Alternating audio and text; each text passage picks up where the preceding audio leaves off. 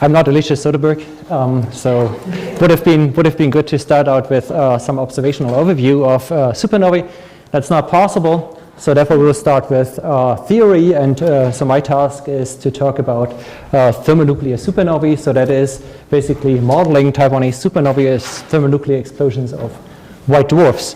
So when Cyril asked me to give such a lecture here, I initially didn't think too much about it, and only when he wrote his email 2 weeks ago that we meet in 2 weeks, I realized how much work I still had to do.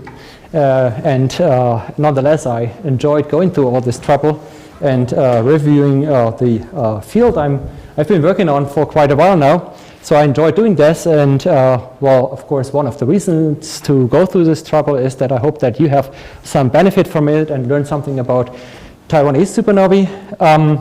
But that's, of course, not the true reason why I actually went through all this trouble. The true reason is that I actually wanted to get this conference back because I always wanted to have such a cool sunglasses here. So this is actually the true reason why it's worth actually go through all this trouble preparing 9 lectures. Anyway, so thermonuclear supernovae. So this is me, Fritz Röpke. I work in Heidelberg at the Heidelberg Institute for Theoretical Studies and at the University of Heidelberg. If you want to contact me, that's my email address, and this is our webpage, but I think you can easily Google me. Right, so this is the group I work with at Heidelberg. Recent group picture we took just 2 weeks ago. So some of the group members are working on type 1a supernovae, but at the moment it's not so many. It's basically Markus Kromer, who's a postdoc in my group, and he is working on deriving synthetic observables from our explosion models. And I will actually, towards the end of this lecture course, tell you more about this, and actually lots of things that I'm going to show there is actually due to Markus. And then I have two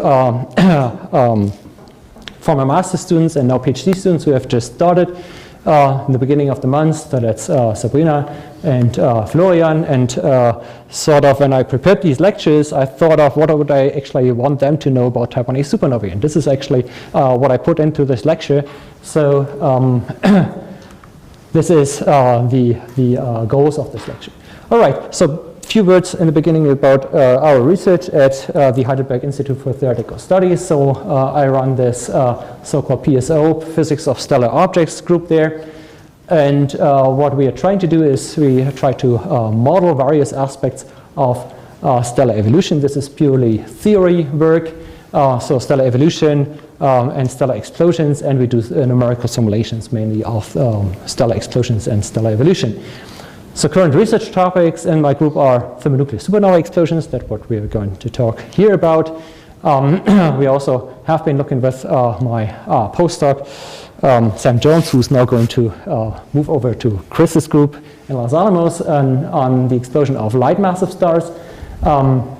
So that's the explosions of stars in the mass range between 8 and 10 or something like that, solar masses. One of my PhD students has worked on common envelope phases in binary stellar evolution. I'll also show something of his results here. And then we have been working for quite a while now on low Mach number simulations of processes in stars. This actually is a topic that we are now a bit focusing on. And another postdoc of mine works on neutron star mergers. And a large part of the work in my group is actually devoted to the development of simulation techniques for these various astrophysical topics. So we work in close collaboration with mathematicians, in particular a group at the University of Würzburg, and develop new mathematical tools and also numerical approaches to simulate these things. In particular, the implicit low Mach number code that we've been working on for quite a while now was developed in collaboration with mathematicians from the University of Würzburg. All right, now on the topic of this lecture, type 1a supernovae and thermonuclear supernovae. I should actually be a bit more strict and talk about thermonuclear supernovae here, because thermonuclear supernovae, that's my topic of this lecture, is a theoretical concept. And type 1a supernovae are a class of astronomical observations, and of course the modeling of thermonuclear supernovae is intended in the end to reproduce type 1a supernovae. and perhaps also some other astrophysical transients that the astronomers would not necessarily classify as type 1a supernovae. But of course you have to keep in mind that most likely not all theoretically conceivable scenarios for thermonuclear supernova explosions are realized in nature. So I will actually try to discuss this a little bit more towards the end of this lecture. And we are not sure that our current models explain type 1a supernovae in every detail, or explain all type 1a supernovae. They may even not explain any type 1a supernovae. So this is always the danger that you have to face as a theoretical astrophysicist. But I wanted to point out here in the beginning that there is not necessarily a one-to-one correspondence between thermonuclear supernova and type 1a supernova. This is theory, concept, and this is a classification of astronomers. Okay, so we will deal here with the theoretical concept of thermonuclear supernovae rather than the astronomical objects, and I was hoping that this would be covered by Alicia. Looks good? Okay, all right. All right, so the goals of the course are to provide an overview of the foundations of thermonuclear supernova modeling and some current research.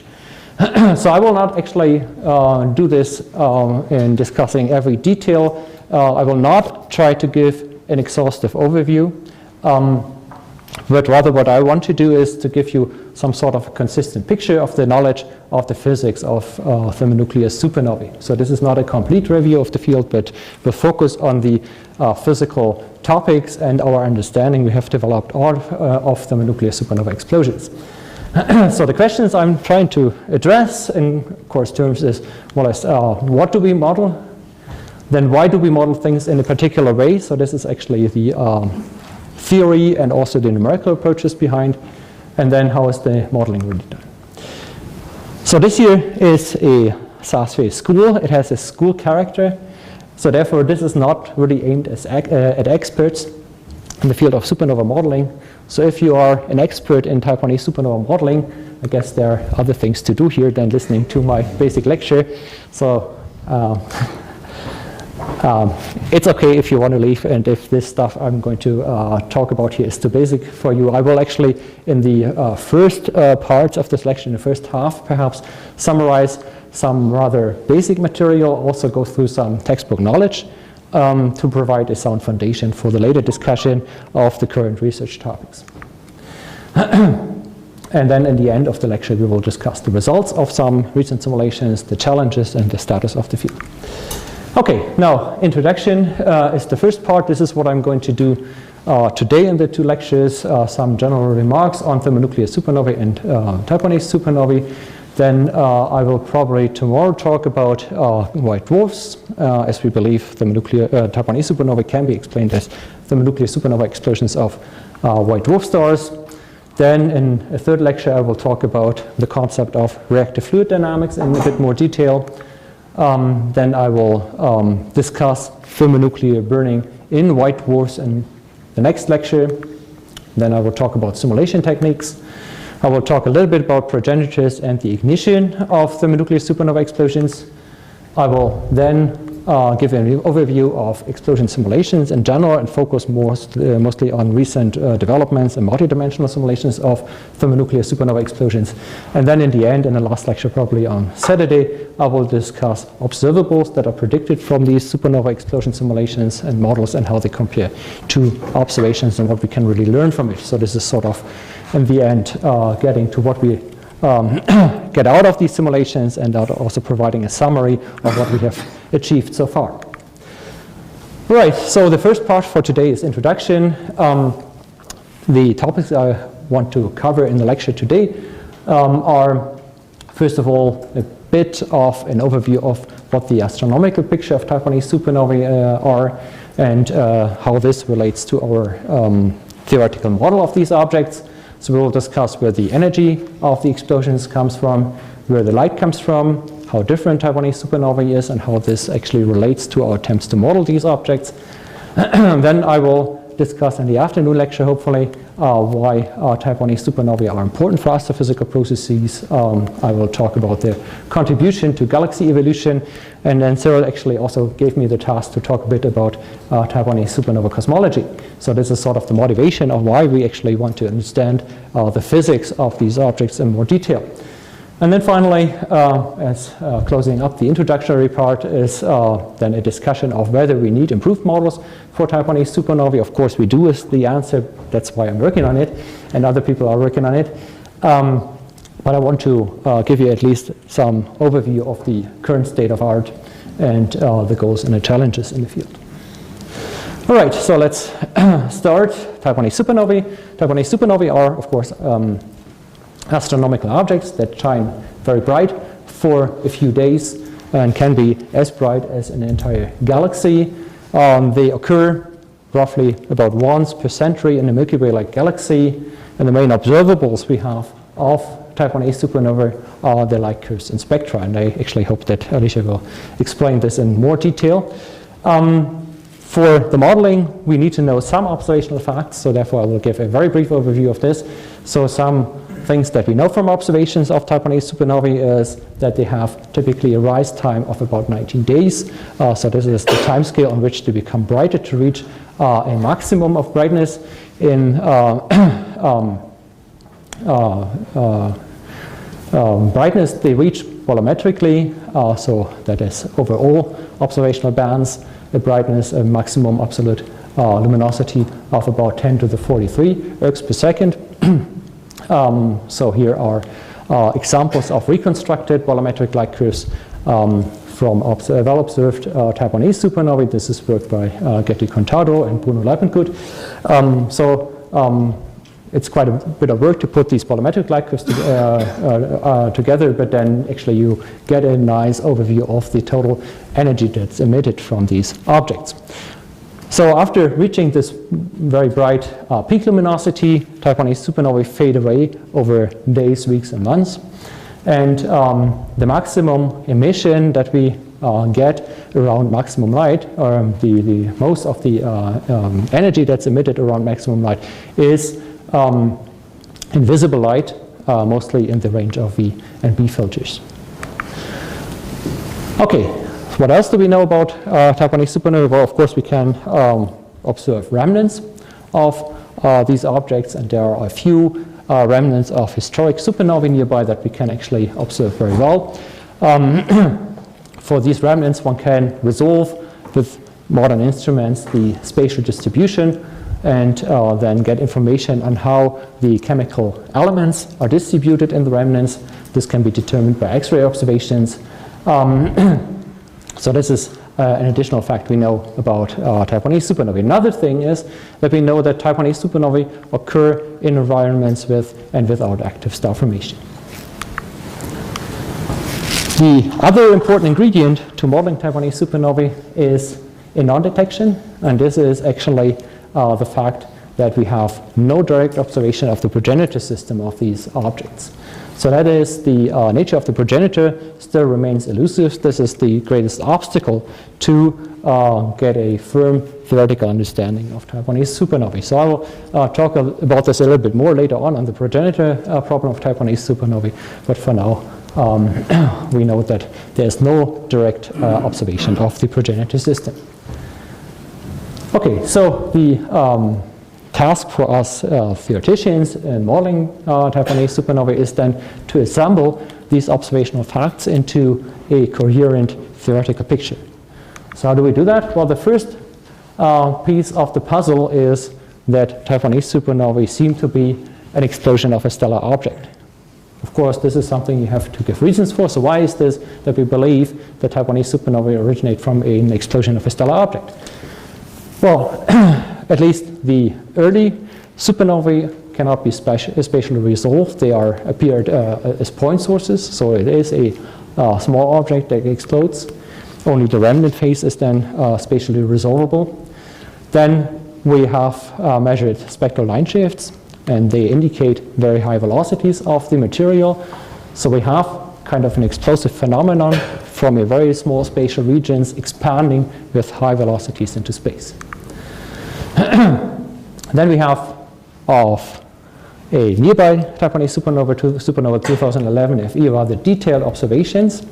And in particular of this object was found very early on, so we have very early observations and can put tight constraints on the explosion. In particular, the explosion time is very, very constrained, so this actually was worked out by Peter Nugent, and we have between the explosion and the first detection, a phase where we had a non-detection with a certain limit at 4 hours after the explosion, and this constrains then the radius of the exploding objects to something that is smaller than 0.02 solar radii. So if we assume about a solar mass of exploding material, then we get a mean density of 10 to the 4 grams per cubic centimeters, and the effective temperature was also measured of this object and later on.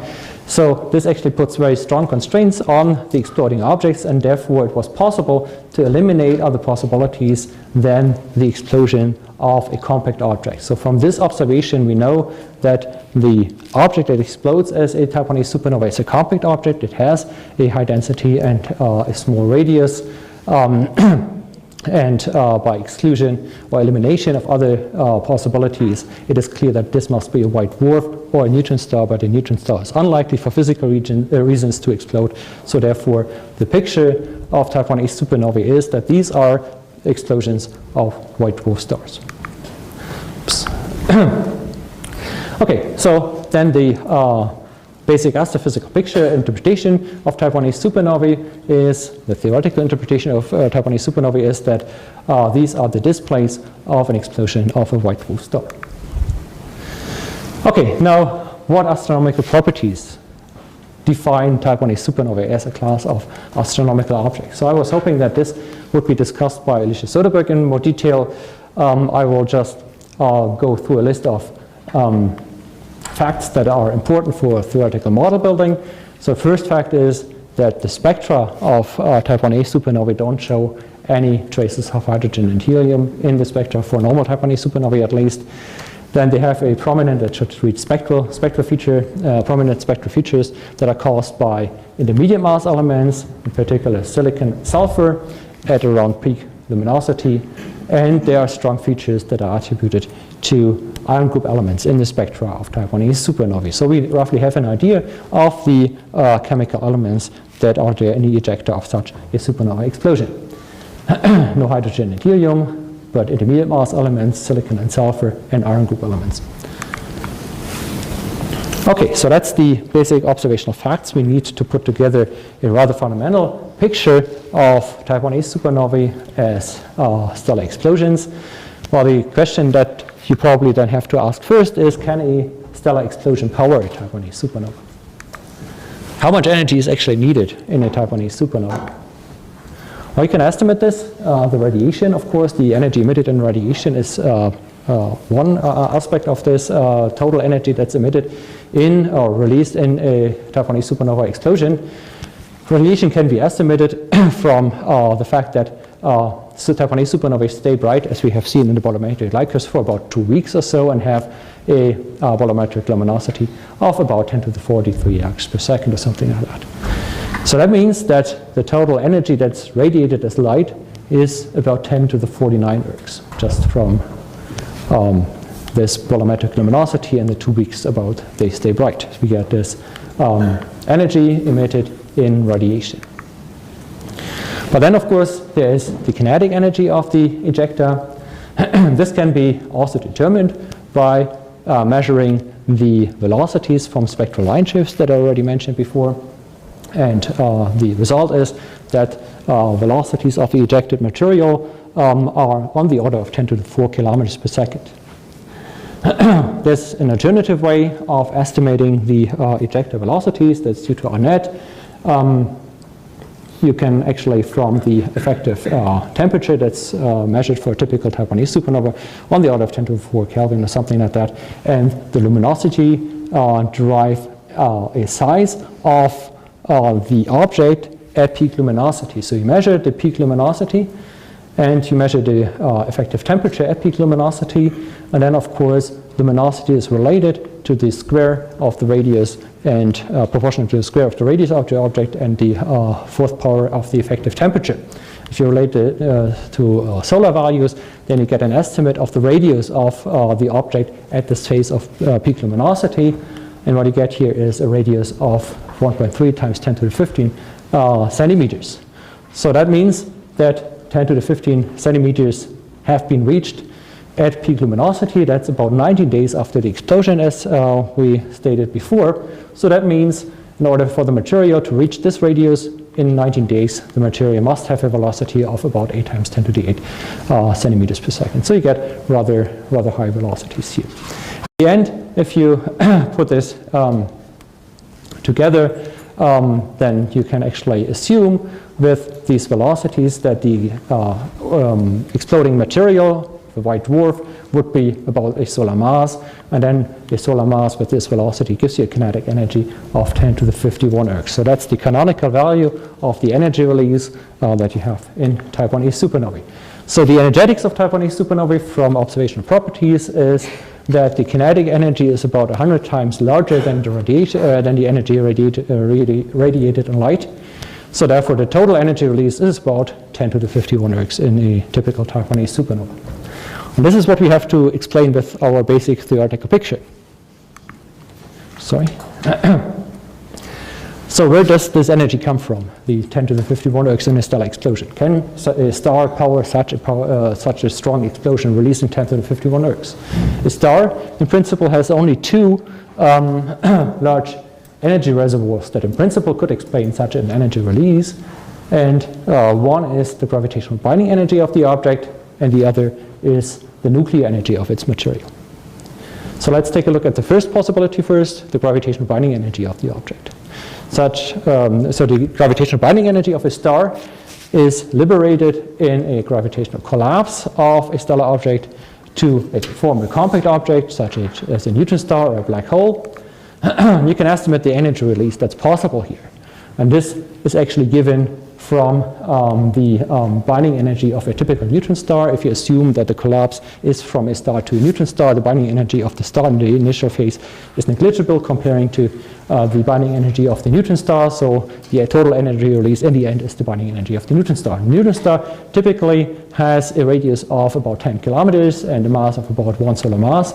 If you assume a sphere of uniform density, then we can actually write down in pretty straightforward way the gravitational binding energy of such a sphere of 10 kilometers and 1 solar mass.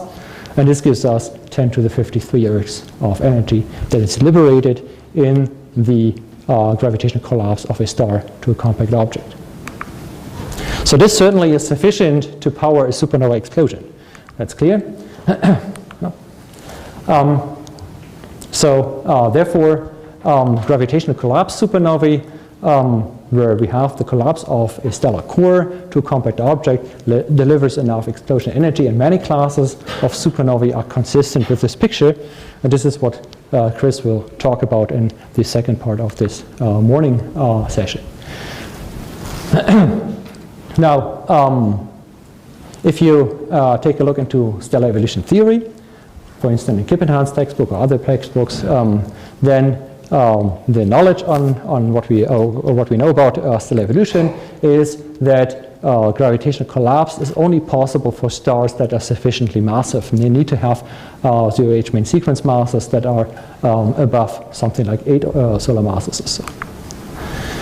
So that means that progenitors of such core collapse supernovae must be massive stars. So that means if they're massive stars, then from stellar evolution theory and also from observations we know that the evolution time from star formation to the explosion is very short. For massive stars, it's clear they have short evolution times. So that means that core collapse supernovae are expected to occur in young stellar populations in regions with ongoing or very recent star formation activity. And indeed, this is confirmed for all astronomical classes of supernovae, except for type 1a supernovae. So type 1a supernovae are also observed in old stellar populations. Not exclusively, they also appear in young stellar populations, but also in old stellar populations. So they are found in elliptical galaxies. So that means they actually cannot be explained by this mechanism. They must be associated with low mass stars in order to have long lifetimes before they explode. So that means Taiwanese supernovae are clearly associated with low mass stars. Now, low mass stars in their evolution at some point form a degenerate core at the end of their life after hydrogen burning and helium burning perhaps, or carbon burning for some objects. They will become degenerate in the center and form a degenerate core.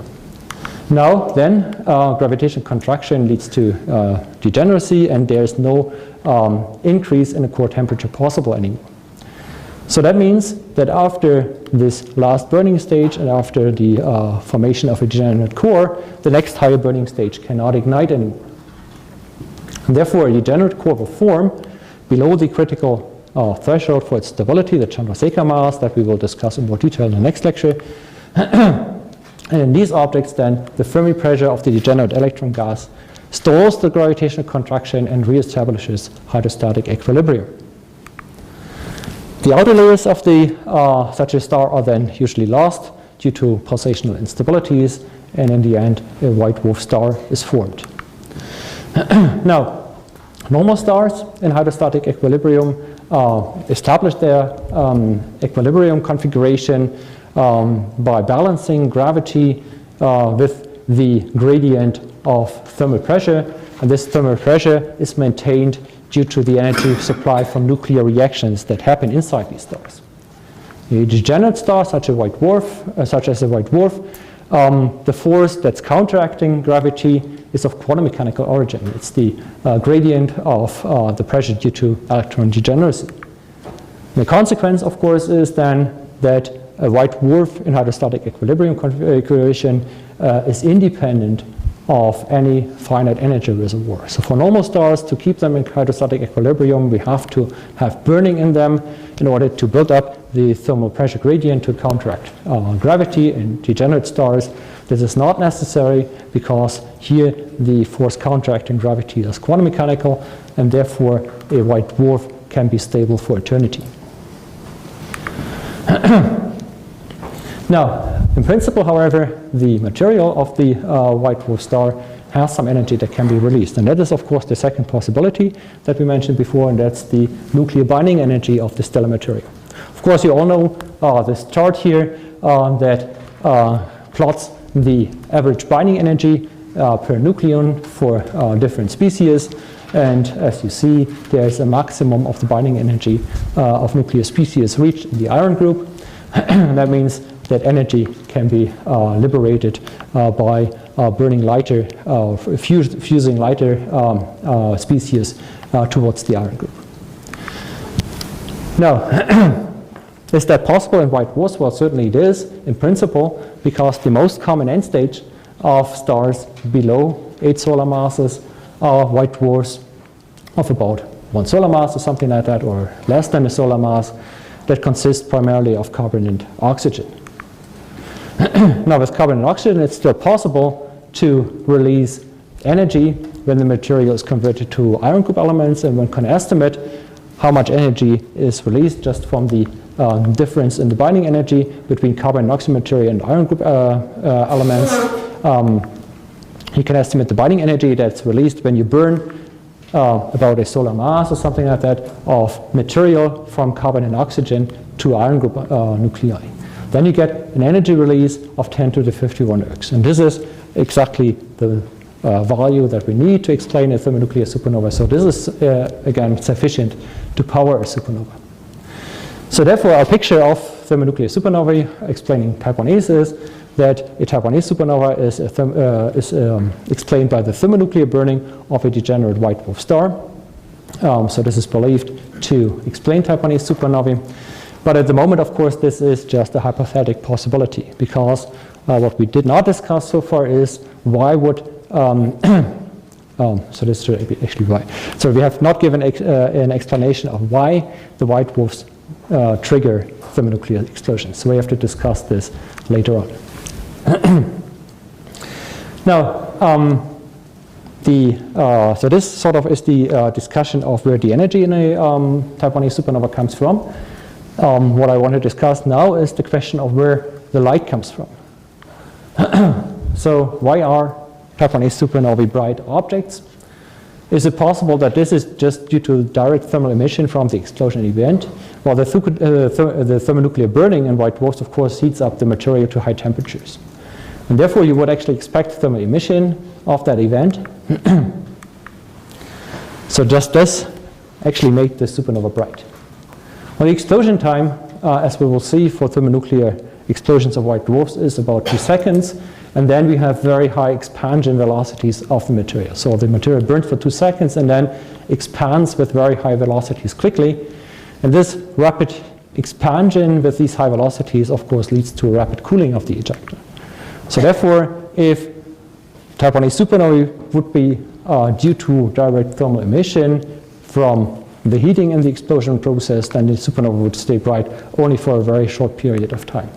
But this is not what we observe for type 1a supernovae. What we observe is, here in these volumetric light curves, that type 1a supernovae shine for several days, weeks, and months.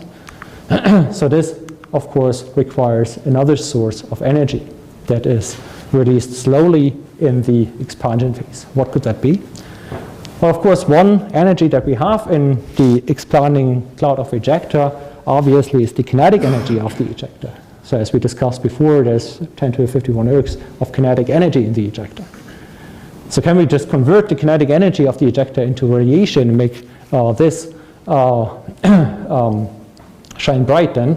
Well, this is in principle possible if we have an interaction of the expanding ejecta with circumstellar material.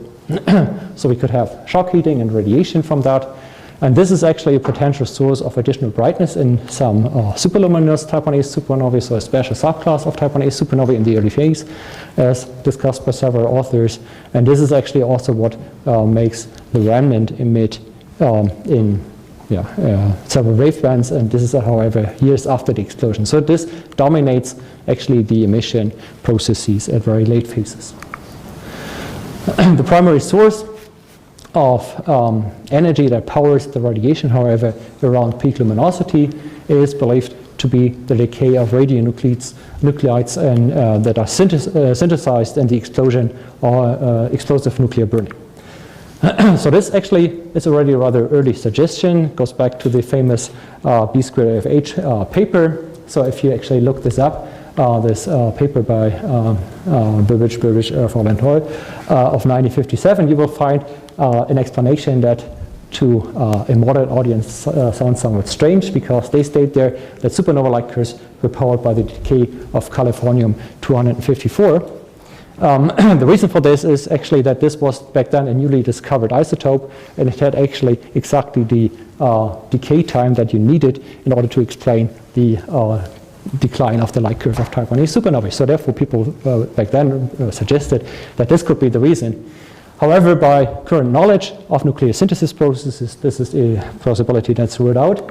What seems more likely is that the energy that goes into the radiation is due to the decay of iron group elements, unstable iron group elements.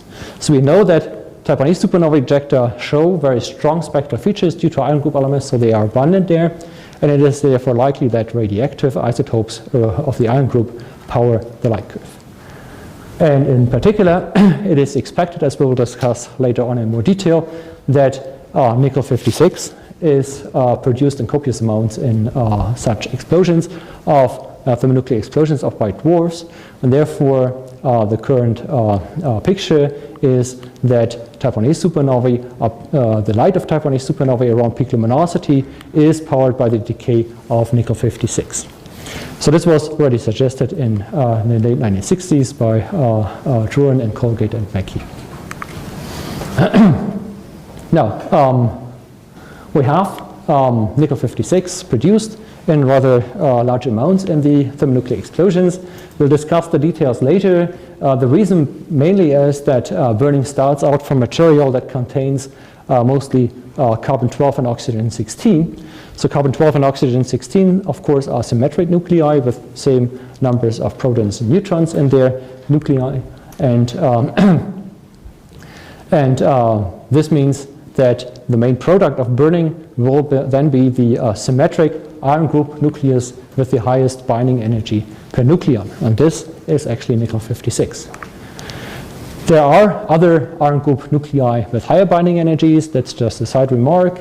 Iron 56 and nickel 62, for instance, but these are not symmetric and therefore neutron rich, and they are stable as opposed to nickel 56 that's symmetric, and for, of course, heavier nuclei, this is not an energetically favorable configuration, and therefore nickel 56 is unstable. Nickel 56 decays in the decay chain over cobalt 56 to iron 56. So nickel decay to cobalt 56 takes about 6 days, and cobalt 56 to iron decays in about 77 days. Now this decay releases gamma rays and positrons, and gamma rays and positrons thermalize quickly in the initially very dense ejector cloud. So therefore this decay chain and the emitted gamma rays and positrons provide the energy for powering the optical emission. They heat up the ejector, and then we have an optical emission from such a supernova ejector material. Now, initially, however, the ejector are not expanded enough so that they are very dense and opaque to radiation, and it takes several days before energy starts to leak out, energy that's produced by decay in the interior of the explosion cloud by nickel 56 decay.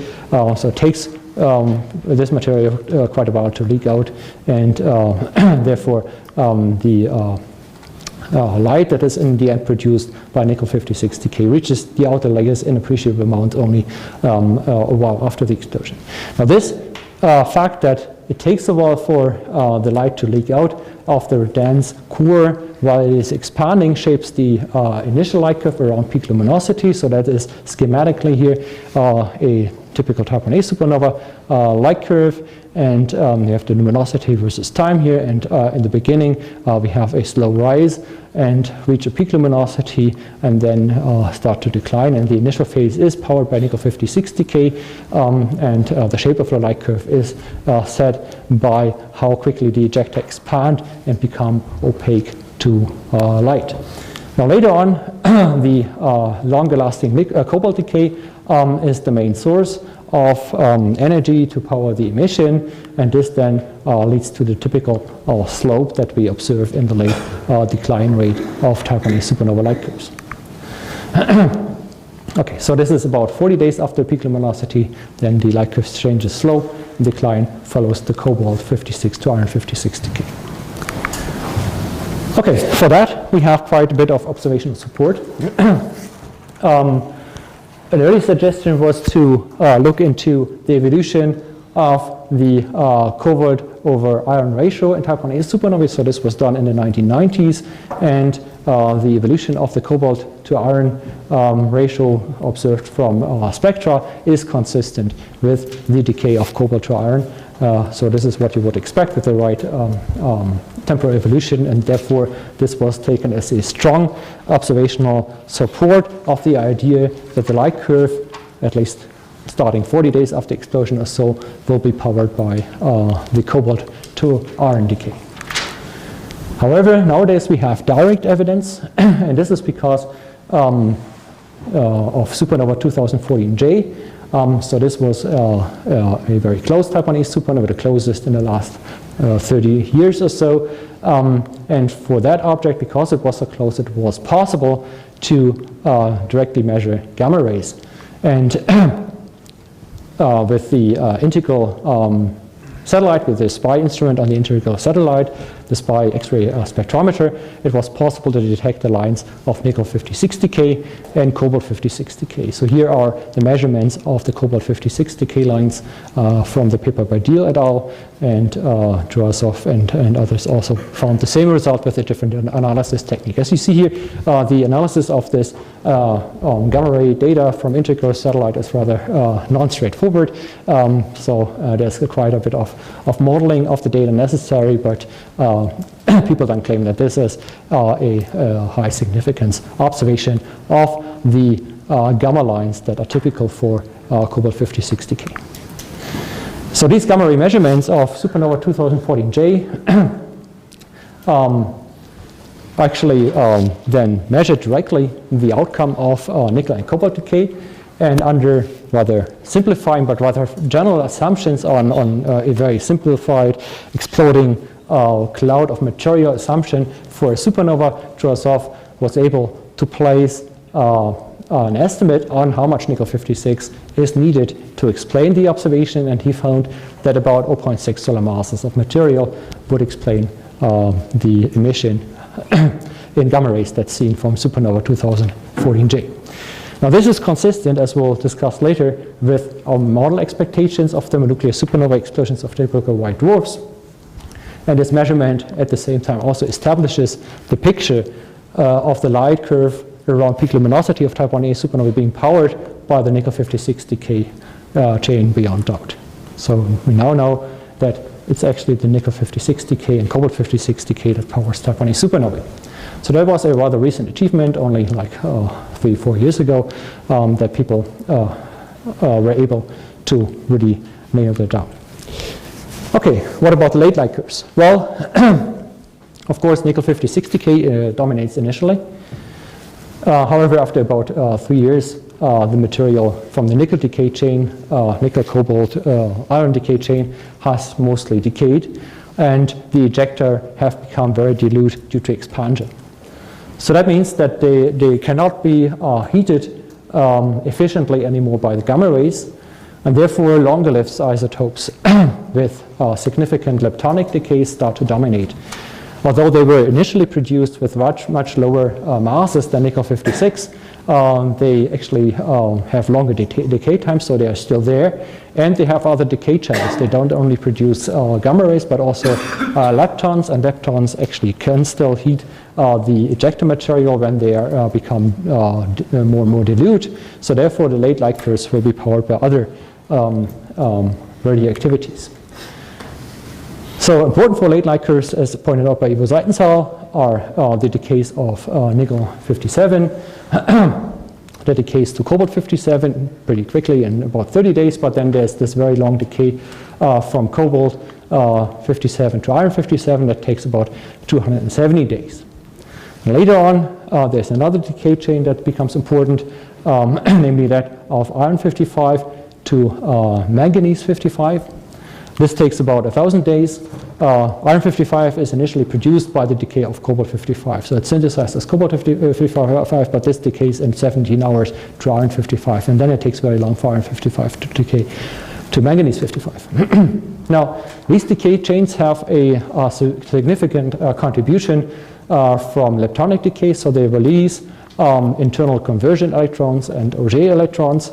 And this then heats up the ejecta and dominates the late light curves, although the ejecta have become already rather dilute. So gamma rays actually, so they are transparent to gamma rays, but not yet to electrons. So therefore, electrons can still heat the light curve. And this is schematically shown here. So we have the cobalt 56 decay, so this actually goes down rather quickly, and then we have the other decays from cobalt 57 and iron 55 that actually evolve much slower, and it's expected that the total volumetric light curves at about something like 1,000 days or so bends over and becomes shallower. It does not follow then the cobalt 56 decay chain anymore, but then follows the decay of other isotopes. And well, the important thing here is that the exact change in slope, so how this actually evolves, of course depends on how much of this material you have produced in the explosion, how much cobalt 57 is there and how much iron 55 is there.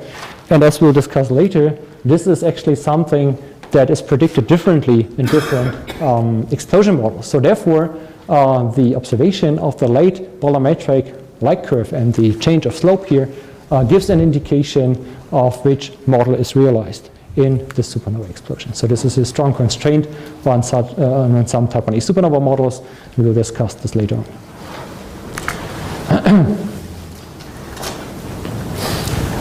Okay, so how much time do I still have? About 6 minutes. 6 minutes, okay, good. All right, so next topic is how different are Type 1a supernovae? Well, of course, you probably all know the story, the old story, that Type 1a supernovae are a very homogeneous class of astronomical objects. This actually, the homogeneity is an important assumption for the theoretical modeling and also for the use of Type 1a supernovae as distance indicators in cosmology. Although it has been known for a very long time, since the 1990s, that there are outliers with very peculiar properties. So prominent examples are supernova 1991T and supernova 1991Bg.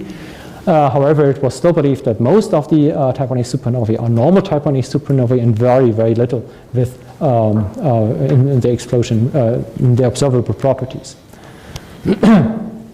So this is actually the main assumption, that actually there is a subclass of so-called branch normal supernovae that have very small variations in their spectra and light curves, and this is observationally supported. But still in them, there is quite some variation in peak brightnesses, but it's only about 1 magnitude, much less than in other classes of supernovae. So therefore, the assumption of homogeneity in Type 1a supernovae is to a certain degree still true. This is quite remarkable because astrophysical objects, of course, are microscopic and complicated objects. They are described in principle by a large number of parameters. So it's a surprising and rather uncommon finding to have a class of astronomical object that has rather little variation in their properties.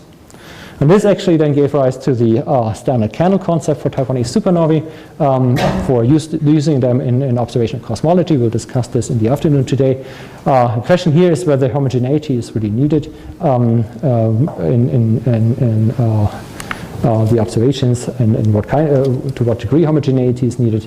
And it also had a rather profound influence on the modeling scenarios of Type 1a supernovae. So in the beginning it was thought, because these objects are so homogeneous in their observational properties, that there must be a single and robust explosion mechanism that naturally restricts the variability in the observables. But I put question marks here, so this is something that is at the moment heavily discussed and disputed, that this is really a good argument. Okay. The opposite view is, of course, that Type 1a supernovae are an astronomical class with quite a bit of diversity. Over the past decade, this was observationally followed in quite some detail. We have a collection of a huge amount of precise astronomical data of many Type 1a supernovae. There has been a hunt for outliers with specialized surveys. PDF is one example, for instance. One of the intentions of these surveys was, of course, to test out the boundaries of the class of supernovae. And there was a recent paper on the archive that's part of the Supernova Handbook that was published by Stefan Taubenberger, and he actually gives a nice overview of the various different subclasses and rare and peculiar events that are observed and sort of are associated with the ballpark of Type 1a supernovae. So the main part of this class is actually in the diagram that he actually used here. So this is the peak luminosity and the decline rate of the light curve. That's important for the calibration of Type 1a supernovae in observational cosmology. So the most Type 1a supernovae are the normal ones that are actually seen here in this part, in this parameter space of the diagram, but there are significant outliers scattered around. So that means that the current picture of Type 1a supernovae, and this is also something that was summarized on the basis of a rather large survey by the Lick Observatory, that the majority of Type 1a supernovae are normals. So this here is actually what they found from their analysis of all supernovae. So in all supernovae in this in a volume limited estimate, you would get that in the local universe about a quarter of the events are Type 1a supernovae, and out of these Type 1a supernovae, about 70% are normal Type 1a supernovae, and then there are various subclasses with peculiar properties.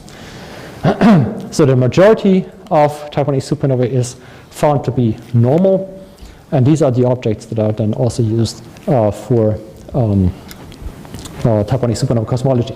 But there's a wide range of events with that significantly diverge from that standard, so that today we have in the current picture quite a zoo of different type 1a supernova subclasses with varying properties. And also within the normal type 1a supernova, there is perhaps a bit more variation in the properties discovered than previously thought. So what implications does this have for type 1a supernova modeling, for the theoretical modeling in terms of thermonuclear supernova explosions? Well, the wide variety of subclasses then puts a question mark on to whether this class of objects, astronomical objects, should be accommodated in a single explosion scenario. There has even been some discussion that some peculiar subclasses of type 1a supernovae may even not originate from thermonuclear explosions, but rather from core collapse supernovae. So this is sometimes discussed, but not very frequently. And so therefore, it's not quite clear whether it's enough to have a single explosion model that explains all events. A detailed judgment on this, however, is difficult because the observations of rare subclasses, of course, are sparse because they are rare. So therefore, it's hard to tell how wide the range of variation of properties within these subclasses really is. And it's also not clear whether all events that are subsumed under a single subclass are the result of a continuous variation in the explosion physics, or whether you have a continuous variation in the observational properties or not. So this is also not very well determined for some of the subclasses. So therefore, it may quite well be that there's not this one single unique explosion scenario for type 1a supernovae, but there are many different explosion scenarios, and we will discuss a variety of those in the end of the lecture. So what do we actually need in order to establish a theoretical picture of type 1a supernovae? So what we want to have is a model that is able to explain at least a certain subclass of type 1a supernova and its intrinsic variations within the fixed explosion scenario. Now, one should at the same time, however, also give reasons why no events from this explosion scenario are observed to lie outside of the observed limits for this subclass. So this is quite often not so easily done. So you can sometimes find explosion scenarios that fit certain examples of a subclass well, but then this is just one realization of this explosion scenario, and it's not clear why not other events with much brighter or much fainter ones should be realized as well. It should also, a valid type 1a supernova explosion model should also explain the observationally inferred distribution of properties in a natural way. So, for instance, this famous with luminosity relation that's used to calibrate type 1a supernovae, or also the brightness distribution that's observed. Okay, now I guess I will stop at this point. The second part of the introduction would then discuss why type 1a supernovae are important for astronomical processes and what the current status of modeling these objects is, and this is what we'll do this afternoon. Okay, thanks for your attention.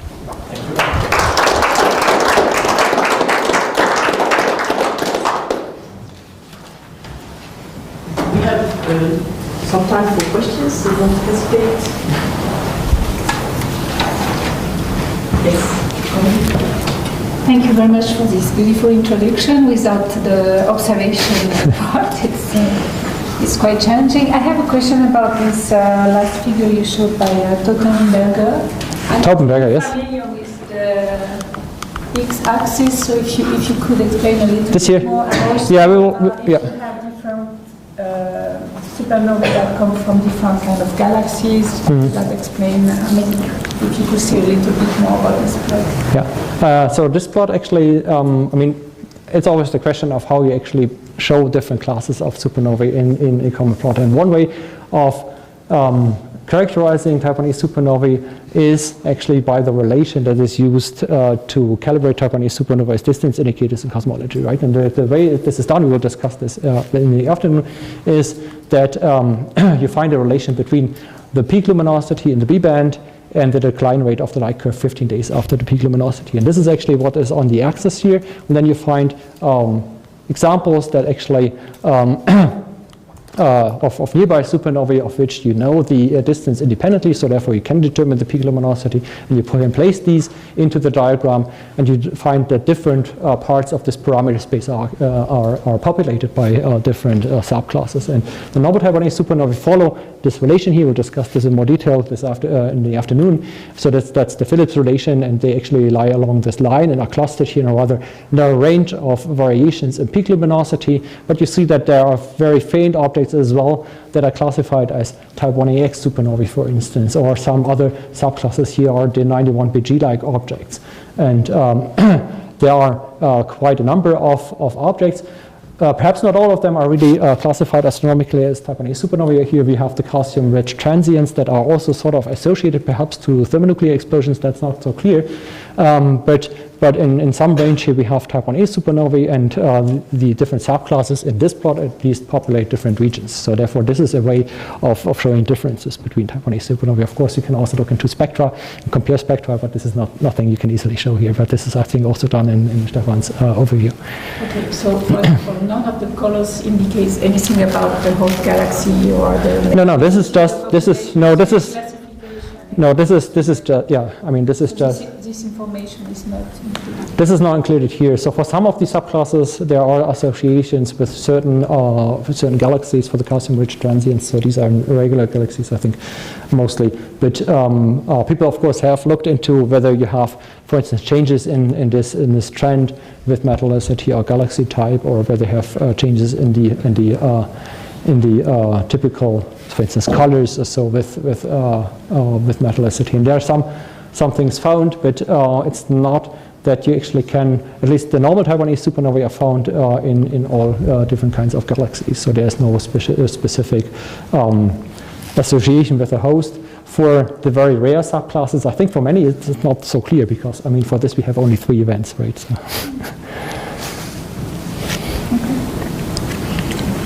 Another question? Don't be shy. So for that, we probably need more data. So therefore, these surveys will actually then hopefully populate these regions in more densely, and then we can actually say, well, this is really associated with a certain host population. Right now, this is speculation for most subclasses. Yeah, sorry. Can you remind us what is an Auger electron? Auger electron. So I mean, the decay chains are that you have a transition in the nuclear structure, and then you can have, so one is internal conversion electron, the other is Auger electron. So in the end, the energy that is liberated in the transmutation of the nucleus is then transferred to the electronic shells of the atom, and then one of the electrons is expelled by the de-excitation of the newly formed nucleus. So the de-excitation can then that does not happen via gamma rays, but actually you transfer the energy to electronic states in the atomic orbitals, and then one of the electrons is expelled.